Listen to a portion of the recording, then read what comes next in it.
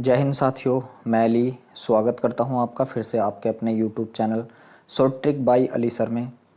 देख लीजिए, हम जो रेलवे ग्रुप डी और UP triple S C PET है उसको ध्यान में रखते हुए अपने यहाँ से जीके के प्रैक्टिस सेट लगा रहे थे, जिसमें हमने अभी तक 10 प्रैक्टिस सेट कंप्लीट कर लिए थे। आज मैं आपके सामने उपस्थित हुआ हूँ 11वां प्रैक्टिस सेट लेकर।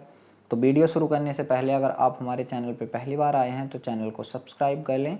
वीडियो अच्छा लगे तो वीडियो को लाइक और शेयर भी ज़रूर करें। चलिए चलते हैं और यहाँ से आप अपना स्कोर भी कमेंट बॉक्स में बताया करें। तो देख लीजिए, जो आपका पहला ही सवाल है वो आपके सामने है। सवाल है आपका 61वां कि चांदी का सिक्का टका, जो चांदी का सिक्का था टका, वो किसने चलवाया था, मतलब चलाया था? कुतुबुद्दीन ऐबक, इल्तुतमिश, बलबन या बहराम खान। तो आपको बताना है कि टका जो था वो किसने चलवाया था। तो देख लीजिए, इसका आंसर है आपका option number B, Iltutmish. Iltutmish के बारे में जानते हैं कि गुलाम वंश के शासक जो थे इल्तुतमिश, इन्होंने 2 महत्वपूर्ण सिक्के चलवाए थे। एक तो चांदी का सिक्का चलवाया था जिसका नाम क्या था, टका।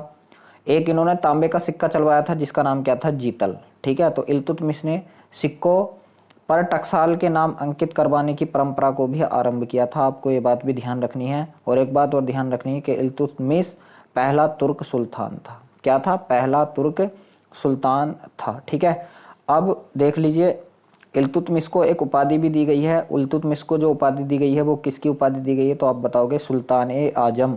सुल्तान ए आजम किसे बताया गया है? तो आप बताओगे इल्तुतमिश को।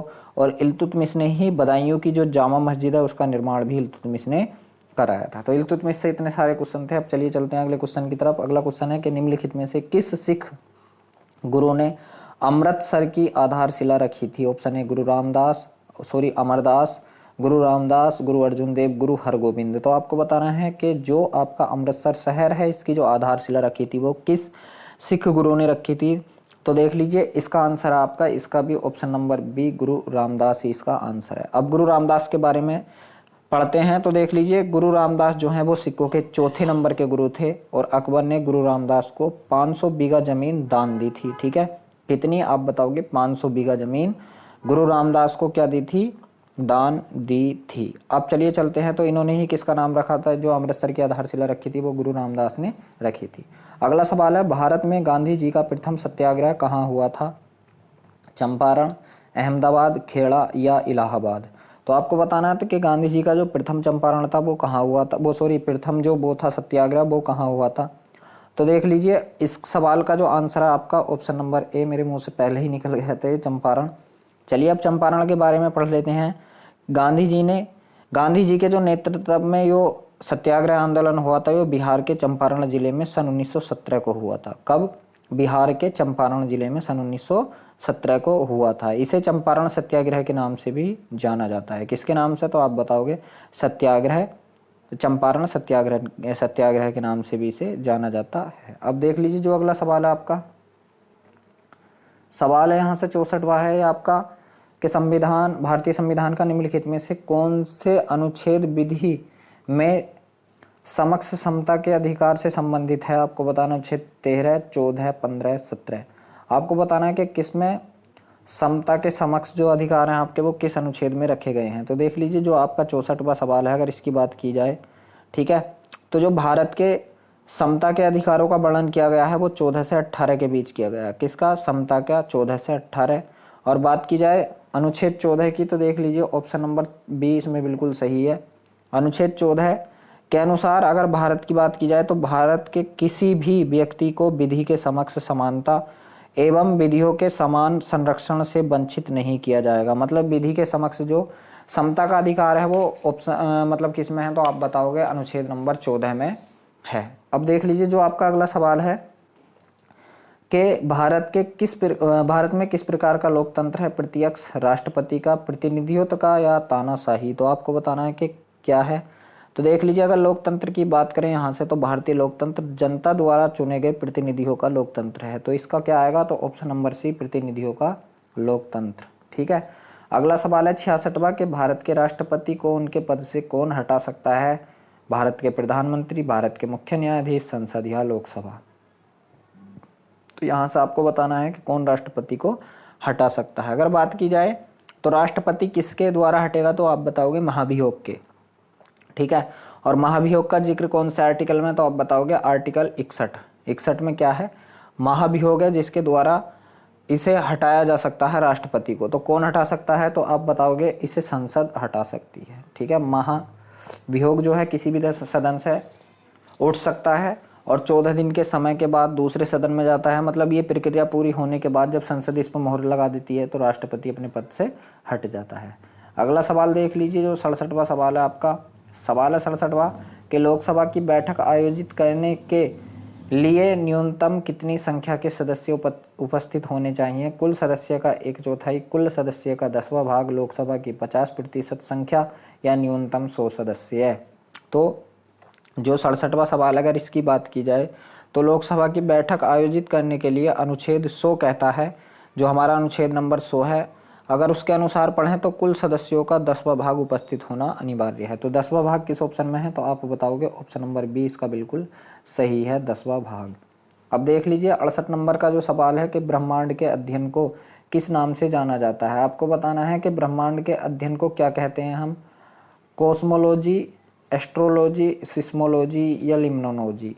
आपको बताना है कि किस नाम से जाना जाता है ब्रह्मांड के अध्ययन को। तो जो 68वां सवाल है, अगर इसकी बात की जाए तो इसका ऑप्शन नंबर ए बिल्कुल सही है, कॉस्मोलॉजी। ठीक है, किसका, कि ब्रह्मांड के अध्ययन को क्या कहते हैं, तो आप बताओगे कॉस्मोलॉजी कहते हैं। और कॉस्मोलॉजी की अगर बात की जाए तो कॉस्मोलॉजी खगोल विज्ञान की वह शाखा है जिसमें ब्रह्मांड से जुड़ी प्रत्येक वस्तु का अध्ययन किया जाता है। ठीक है, चलिए अब चलते हैं 69वें सवाल पर कि निम्नलिखित में से कौन सी रेखा भारत के लगभग आधे हिस्से से होकर गुजरती है। मकर रेखा, कर्क रेखा, भूमध्य रेखा या प्रमुख भूमध्य। तो ये तो आपको बताने की जरूरत ही नहीं है, यहाँ से कौन सी रेखा गुजरती है, आप बताओगे कर्क रेखा गुजरती है। और इस पर भारत के 8 राज्य पड़ते हैं। कितने, 8 राज्य। और उन्हें याद करने की ट्रिक है मित्र पर गमछा झार। तो यहाँ अगर बात की जाए तो भारत के कितने, 8 राज्य पड़ते हैं इस पर। ठीक है, चलिए तो ये 23.5 डिग्री उत्तरी अक्षांश जो होती है आपकी, ये भूमध्य रेखा ये होती है। अगर 8 राज्यों की उनकी बात करें तो देख लीजिए, मित्र से हो गया, मी से मिजोरम,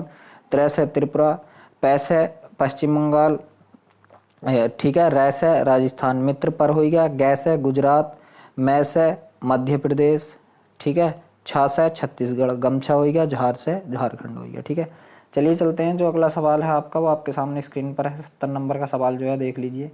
ये सवाल है, भारत के किस राज्य में सर्वाधिक वर्षा होती है। मेघालय, राजस्थान, उत्तराखंड या केरल। तो देख लीजिए यहाँ से भी अगर बात की जाए तो विश्व की भी बात करोगे ना आप, तो सबसे ज़्यादा वर्षा जो है तो आप बताओगे मासिन राम में होती है, जो आपका मेघालय में स्थित है। तो कहाँ, ऑप्शन नंबर ए मासिन राम। ये कहाँ है, तो आप बताओगे मेघालय में ये स्थित है।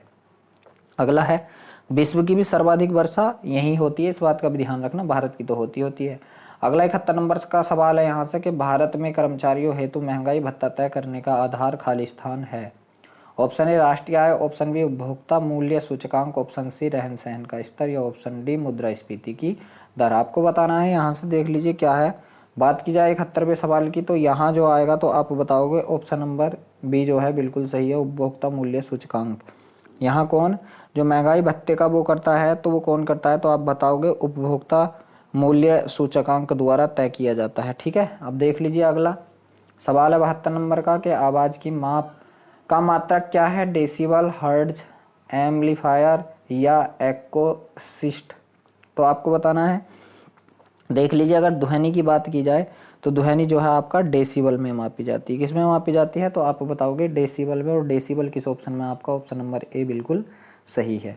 अब देख लीजिए 73 नंबर का सवाल कि प्रोटॉन का द्रव्यमान और खालिस्तान का द्रव्यमान एक समान होता है। आपको बताना है कि प्रोटॉन का द्रव्यमान किसके समान होता है, न्यूट्रॉन के, इलेक्ट्रॉन के, आइसोप्रोन के या अल्फा कण के। आपको बताना है, जो आपका 73 नंबर का सवाल है उसका आंसर क्या होगा। तो देख लीजिए, बात की जाए यहाँ से तो ऑप्शन नंबर ए बिल्कुल सही है कि प्रोटॉन का जो द्रव्यमान होता है वो न्यूट्रॉन के द्रव्यमान के बराबर होता है। चलिए अब देख लीजिए, जो आपका अगला 74 नंबर का सवाल है।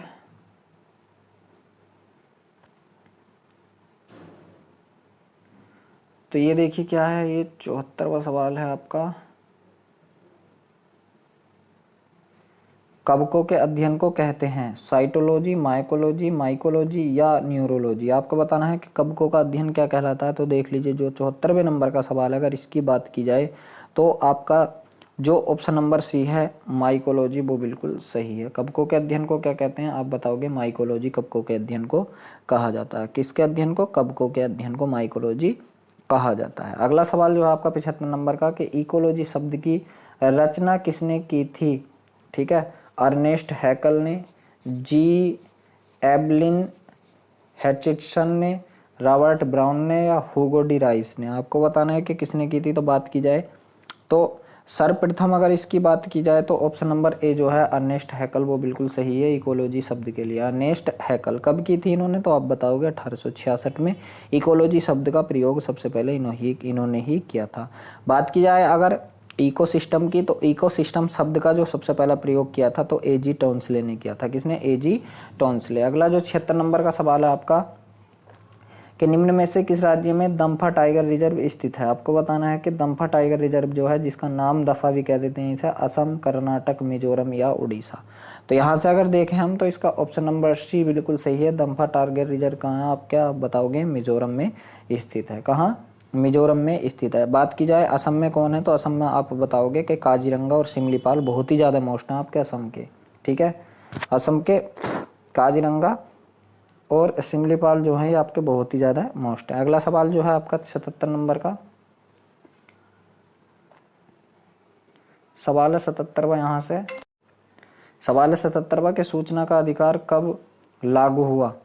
तो आप बताओगे 12 सितंबर 2005, 12 अक्टूबर 2005, 12 अक्टूबर 2006, 4 सितंबर 2005 या 12 नवंबर 2006। तो 77वां जो सवाल है अगर इसकी बात की जाए तो जो आपका सूचना का अधिकार था वो जम्मू कश्मीर राज्य को छोड़कर संपूर्ण भारत में अगर बात की जाए तो 12 अक्टूबर 2005 को लागू हुआ था, जबकि 20 मार्च 2009 को जम्मू कश्मीर में भी यह लागू हो गया था। तो आप बताओगे इसका आंसर क्या? ऑप्शन नंबर ए 12 अक्टूबर सन 2005। अगला 78वां सवाल है कि अन्वेषण के दौरान झूठ पकड़ने के लिए निम्न में से किसका प्रयोग किया जाता है? नॉर्को टेस्ट का, ब्रेन मैपिंग टेस्ट का, पॉलीग्राफ का या उपरोक्त सभी का?